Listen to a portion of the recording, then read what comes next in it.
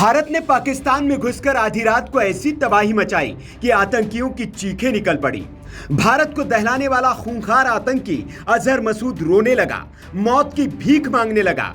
भारतीय सेना ने उसके आतंकी साम्राज्य को मिट्टी में मिला दिया, उसका पूरा खानदान खत्म कर दिया।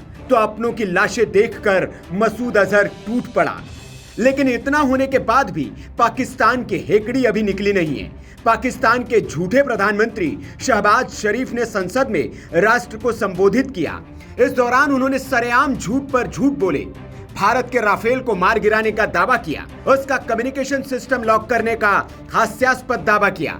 हालांकि पाकिस्तानी इतने मूर्ख नहीं है जो ये समझ ही न पाए कि अगर पाकिस्तान ने राफेल मार गिराए, कम्युनिकेशन सिस्टम लॉक कर दिया, तो फिर पाकिस्तान में ये तबाही किसने मचाई, सारे आतंकी ठिकानों को बर्बाद किसने किया।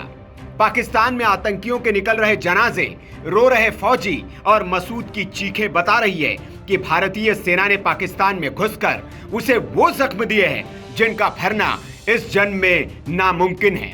लेकिन अवाम को बरगलाने के लिए पीएम से लेकर मंत्री सब झूठ बोल रहे हैं। पाकिस्तान ने पहले भारत के कुछ सैनिकों को बंदी बनाने का दावा किया था, लेकिन फिर रात तक वो पलट गए। ऐसे ही इन दावों से भी वो पलट जाएंगे, ये भी तय है।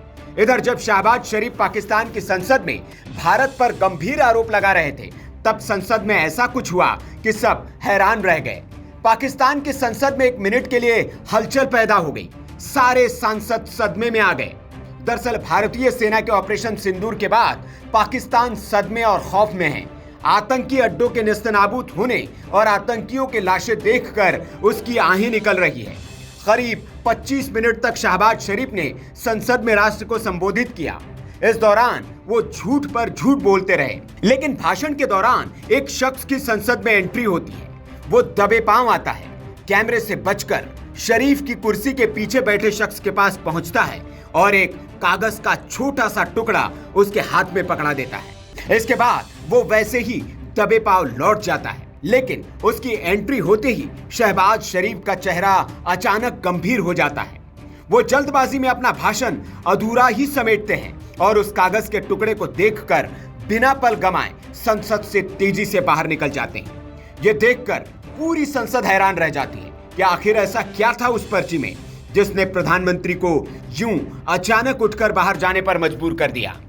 क्या फिर पाकिस्तान में कोई संकट आने वाला था जिसका मजमून इसमें लिखा है, या फिर किसी विदेशी देश से पाकिस्तान पर कोई दबाव आया था जिसकी वजह से खौफ में पीएम शरीफ भागते भागते वहां पहुंच गए, या फिर यह चिट्ठी असीम मुनीर ने भेजी थी, वही असीम मुनीर जिसके इशारे पर पाकिस्तान की सत्ता चलती है और पीएम नाचता है। दरअसल जिन आतंकियों को जहन्नुम में पहुंचाया गया, उनके जनाजे में पीएम को शामिल होना था।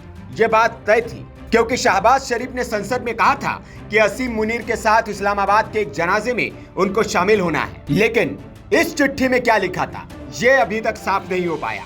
इस पर्ची में ऐसा क्या लिखा था जिसकी वजह से वो बीच संसद में ही भाषण छोड़कर भाग खड़े हुए।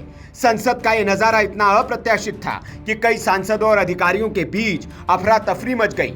दरअसल कहा यह जा रहा है कि इस हमले में किसी बड़े आतंकी की मौत हुई है, तभी पीएम से लेकर शरीफ तक उसके जनाजे में जा रहे हैं, वरना किसी आम आदमी के जनाजे में क्यों भला ये जाने लगे।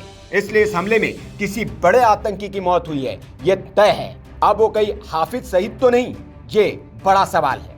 Bureau report, VK news. VK news, राष्ट्र के नाम।